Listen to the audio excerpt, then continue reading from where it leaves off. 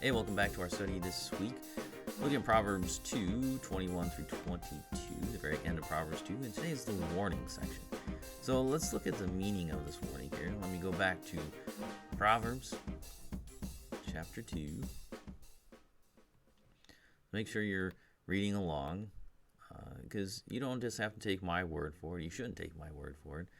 You should compare what I'm saying with the word of God. So Proverbs 2, 21 through 22 says, "For the upright will inhabit the land, and those with integrity will remain in it, but the wicked will be cut off from the land, and the treacherous will be rooted out." Now, we talked about the fact that, yes, this is talking about living in the land now. It is a physical land. It's talking about, being alive. But also means that it's talking about the land. Now, it doesn't just say cut off from your life, but it talks about being cut off from the land. And there's other places where it says if you do bad stuff, you're gonna die. You'll be destroyed. But here it talks about specifically being cut off from the land. And what land we're talking about? Well, you're cut off from the promised land, which with Christ, the promise is that the meek will inherit the earth, not just the land of Canaan. And so we want to make sure we get that idea here. It's not just a physical thing that he's talking about, but he's talking about he's not just talking about the physical little piece of land over there, but he's talking about you will not be in the new heavens and new earth. You will not survive this. You will be ultimately, you won't be in the land anymore. You'll be in hell. So let's talk about the warning then, because this is kind of goes hand in hand with what we were just talking about. Now, what's the meaning of this? Well, the meaning of the warning is that the land has the same meaning, right?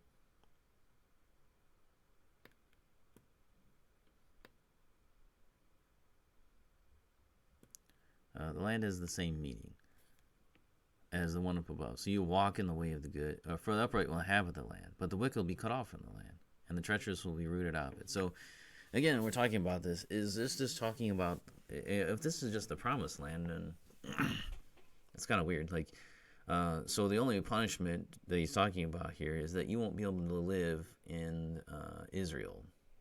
That's it. That's all it's talking about. So Solomon's like, if you do bad stuff, you won't be able to live in the land of Israel.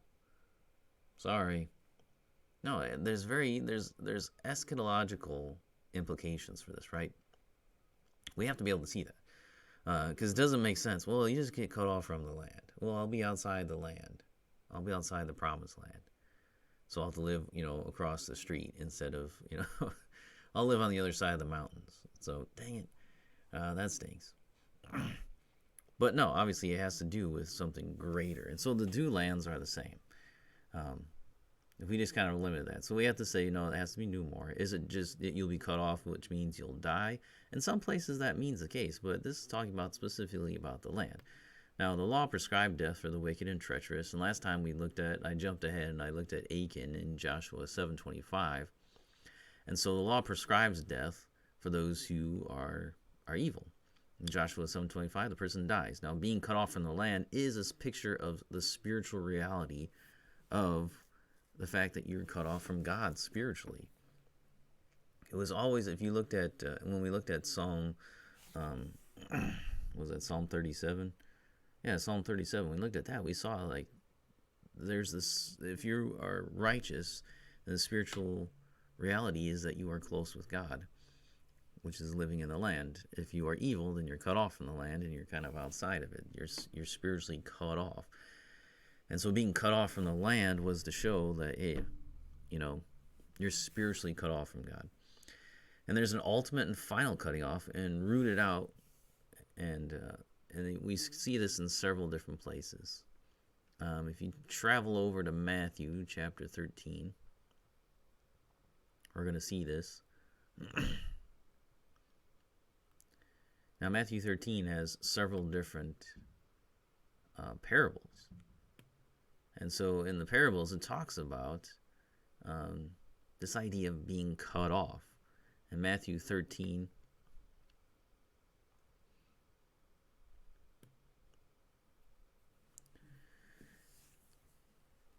It says, Matthew 13, verse 40, just as the weeds are gathered and burned with fire, so will be at the end of the age. The Son of Man will send his angels out, and they will be gathered out of his kingdom, and all causes of sin and all lawbreakers, and throw them into the fiery furnace. In that place will be weeping and gnashing teeth. Then the righteous will shine like the sun in the kingdom of their Father.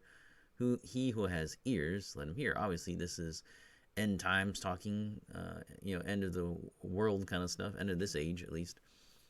And so, as we're talking about, at the end, God will send out his angels. He will gather them, and the lawbreakers and all the causes of sin will be thrown into the fire. So all those evil, all the unrighteous will be cut off, right? Then you go down to 49 to 50. So it will be at the end of the age. The angels will come out and separate the evil from the righteous and throw them into the fiery furnace. In that place will be reaping and gnashing of teeth. Again, the same idea for that one. And then if you go over to 15:30, Matthew 15:30 says, and great crowds came to him, bringing with them the lame, blind, and crippled, the mute, and many others, and they put him at his feet, and he healed them. So the crowd wondered when they saw the mute speaking, the crippled healthy, and the lame walking, the blind seeing, and they glorified God of Israel. Now, I don't think that's what I was supposed to be reading. So let me go back. Man, why do I keep doing this? I don't know. What is wrong with me? My notes are just, I don't know.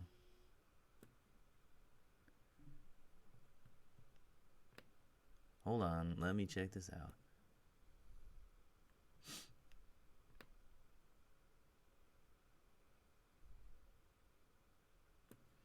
Well, let's move on to the next one. So I'm not really sure why I put down 15:30. But those two right there in Matthew 13 show exactly what we're talking about here. Is that there's an ultimate and final cutting off and rooted out. So that's ultimately being cut off from the land, right? So you have several different ideas here. Now, is it just talking about the land, the promised land? Probably not. It has wider viewpoints, because we saw in Psalm 37 that even the promised land wasn't just for it wasn't just a physical idea. There was this spiritual reality connected to it, that you had to be righteous with the Lord. You had to be blameless in the Lord's sight in order to have that land. To be in the promised land, you had to be righteous. God said that promise was only for those who were upright. If you weren't upright, then the promise, the blessing, wasn't there for you. You don't deserve to be in the promised land. We saw what happened with Achan. He was treacherous. He dealt horribly with things.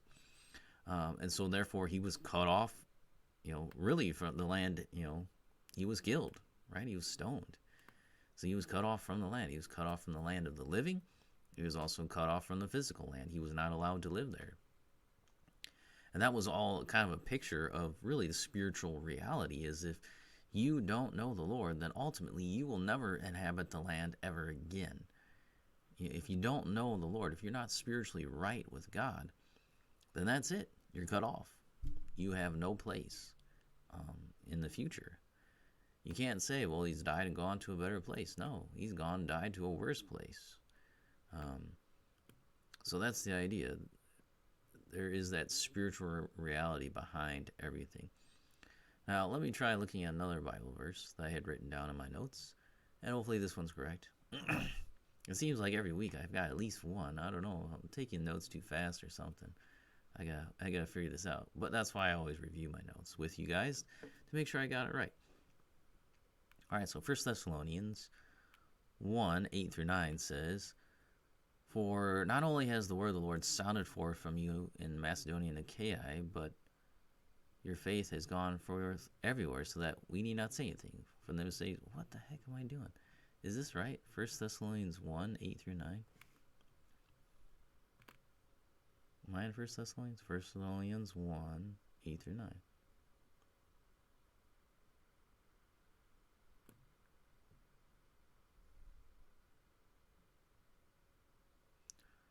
I don't know. It seems like, oh, am I putting these down? Now, what am I trying to say? Again, ultimate final cutting off, and they're rooted out. Okay, you're rooted out, cut off from the land. Okay, maybe I just didn't include. It really should be 8 through 10 because it does make sense. Now I'm getting kind of like, what? What am I doing? Well, if I read the whole thing, it makes sense. So it says, "For not only has the word of the Lord sounded forth from you in Macedonia and Achaia, but your faith is in God has gone forth everywhere, so that we need not say anything. For they themselves report concerning us the kind of reception we had among you, and how you turned to God from idols to serve the living and true God." So here's their turning from, there's that spiritual reality changing from evil to good. And then it says, "And to wait for his Son from heaven, whom he raised from the dead, Jesus, who delivered us from the wrath to come." So that makes sense in the context we're talking about here. Being cut off from the land is that spiritual picture, that reality that, Jesus comes, he delivers from the wrath to come. Jesus who delivers us from the wrath to come. So they were waiting for the Son from heaven, the one who delivers from that wrath. So they were expecting him to come, not to be cut off from the land, but to be delivered from that. And that's the important point. That's what we want to make sure that we get. That spiritual reality. We don't want to lose sight of that. Now Jesus delivers from the wrath, that ultimate cutting off. Now let's talk about, okay, that's the meaning. That's the meaning of the warning, that you'll be ultimately cut off spiritually forever. Who are the recipients of this? Well, it says the wicked. The wicked receive this warning. The ungodly, those that are devoid of wisdom and the saving grace of God. And the treacherous, those that operate under the cover of darkness. And that's what we got. That's what in John 3:19 talks about those who love the darkness, right? That's where people want to operate. That's what people actually love to operate in. Because John 3:19 says, "And this is the judgment, the light has come into the world, and people loved the darkness rather than the light, because their works were evil." And so those who are cut off, those who will not remain in the land, are those who are evil. So if you're evil, that's what you get cut off. Those are the recipients, the treacherous, the wicked, like Achan that we looked at in Joshua 7:25 last time. That's who gets cut off. The liars, those who are covering, that specifically says he covered over, and that's the idea. The treacherous are those that cover over, those who love the darkness covering them. They like to hide in those places. And again, who's the giver of this? Well, it's not just Solomon, it's from God. We got to remember, this is not just practical advice from an old man to a young man. This is the warning of God. God has decreed it to be so.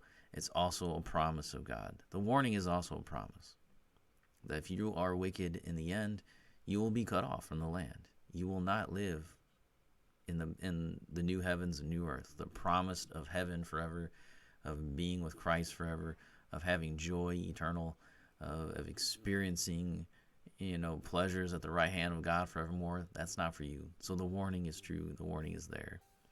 And so you need to wake up to that. So let's stop there. Done enough damage for today. Next time we'll make some observations and then some applications.